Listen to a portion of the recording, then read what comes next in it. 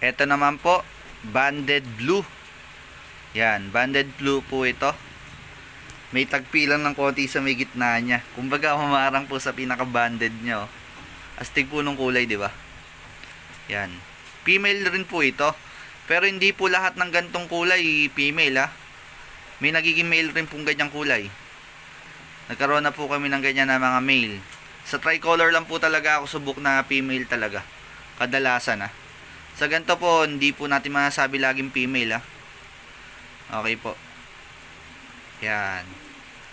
Banded blue po ito. Okay. Share ko lang po sa inyo. Bali, gagawin natin breeder to. Nag-iisa lang eh.